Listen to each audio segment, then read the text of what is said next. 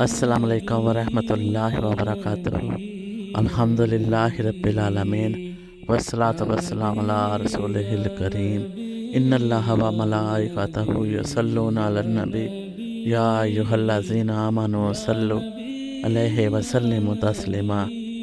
بلغ العلا بکمالہ کشف الدجی بجمالہ حسن جمیع خصالہ صلوا علیہ وآلہ۔ ماہ سفر المظفر کے واقعات۔ ماہ سفر اسلامی کیلنڈر کا دوسرا مہینہ ہے۔ اسلام سے پہلے اسے منحوس سمجھا جاتا تھا، لیکن مسلمان اسے سفر الخیر یا سفر المظفر یعنی کامیابی کا مہینہ کہتے ہیں۔ یہ مہینہ زمانہ جاہلیت میں منحوس، آسمانوں سے بلائیں اترنے والا اور آفتیں نازل ہونے والا مہینہ سمجھا جاتا تھا۔ زمانہ جاہلیت کے لوگ اس ماہ میں خوشی کی تقریبات، شادی بیاہ، سفر کرنا، لین دین قائم کرنا منحوس سمجھتے تھے، اور قابل افسوس امر یہ ہے کہ یہی نظریہ نسل در نسل آج تک چلا آ رہا ہے۔ سفر کا لفظی مطلب خالی ہونا ہے۔ عرب زمانہ جاہلیت میں ماہ سفر کو منحوس خیال کرتے ہوئے اسے سفر المکان یعنی گھروں کو خالی کرنے کا مہینہ کہتے تھے، کیونکہ وہ 3 حرمت والے مہینوں ذوالقعدہ، ذوالحجہ، محرم کے بعد اس مہینے میں گھروں کو خالی کر کے لڑائی اور قتل و قتال کے لیے میدان جنگ کی طرف نکل پڑتے تھے۔ عربوں نے اس ماہ کو ہی منحوس، بلاؤں اور مصیبتوں کا مہینہ قرار دے دیا۔ ماہ سفر کو منحوس سمجھنا۔ مشرکین ماہ سفر کو منحوس خیال کرتے تھے۔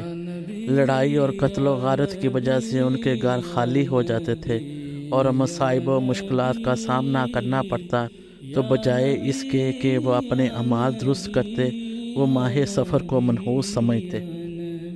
ماہ سفر اور غلط تصورات۔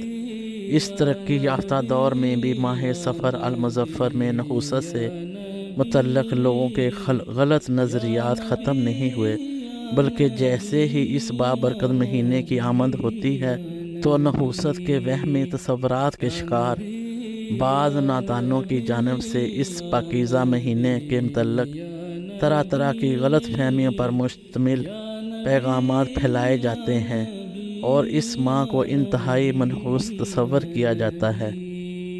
ماہ سفر کو لوگ منحوس جانتے ہیں۔ اس میں شادی بیاہ نہیں کرتے، لڑکیوں کو رخصت نہیں کرتے، اور بھی اس قسم کے کام کرنے کے پرہیز کرتے ہیں اور سفر کرنے سے گریز کرتے ہیں۔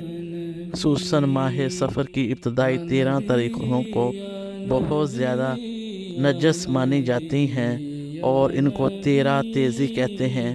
یہ سب جہالت کی باتیں ہیں۔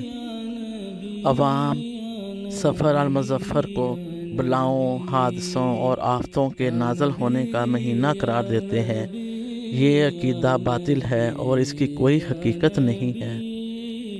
13 تیزی کی شرعی حقیقت۔ اس کی ابتدائی 13 تاریخوں اور اس مہینے کے آخری بدھ کے بارے میں بھی بہت سے خلاف شریعت باتیں مشہور ہیں۔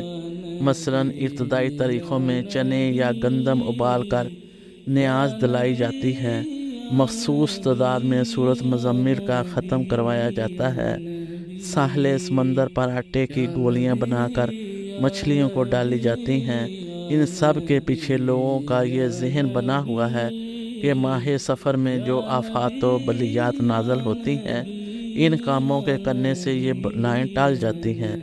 یاد رہے، مصیبتیں اور آزمائشیں اللہ پاک کی طرف سے آتی ہیں، اور ان کے لیے کوئی دن یا مہینہ مخصوص نہیں۔ قرآن خوانی یا نیاز فاتحہ کرنا مستحب کام ہے، اور ہر طرح کے رزق حلال پر ہر ماہ کی کسی بھی تاریخ کو کسی بھی وقت دلوائی جا سکتی ہے، لیکن محض وہم کی بنا پر یہ سمجھ لینا کہ اگر 13 تیزی کی فاتحہ نہ دلوائی گئی اور چنے ابال کر نہ تقسیم کیے گئے تو گھر کے کمانے والے افراد کا روزگار ختم ہو جائے گا۔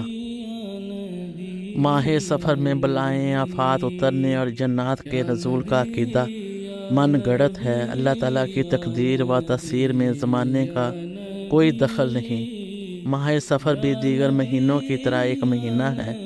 اگر ایک شخص اس مہینے میں احکام شرع کا پابند رہتا ہے تو یہ مہینہ اس کے لیے مبارک ہے، اور دوسرا شخص اس مہینے میں گناہ کرتا ہے، حدود اللہ کو پامال کرتا ہے، تو اس کی بربادی کے لیے اس کے اپنے گناہوں کی نحوست ہی کافی ہے۔ اس ساری گفتگو کا خلاصہ یہ ہے، جو قومیں دین فطرت اسلام سے اعراض کرتی ہیں اور اسی قدر تہمات اور بدشگونیوں کا شکار ہو جاتی ہیں، یہ انسان کو اندر سے کمزور کر دیتی ہیں، اور اس کے برعکس اللہ تعالیٰ کی ذات پر کامل و اکمل یقین انسان کو مضبوط اور مستحکم بناتا ہے۔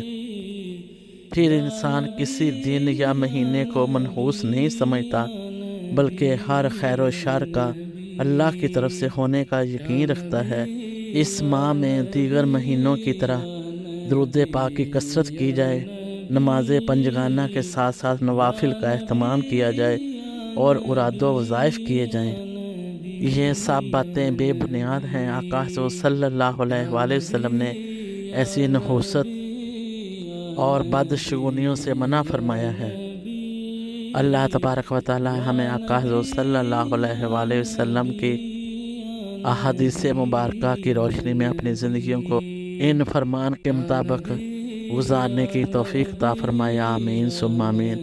بجا سید المرسلین والحمد للہ رب العالمین۔ جزاکم اللہ خیر و احسن الجزاء۔ اپنا بہت زیادہ خیال رکھیے گا اور دعاؤں میں یاد رکھیے گا۔ السلام علیکم ورحمۃ اللہ وبرکاتہ۔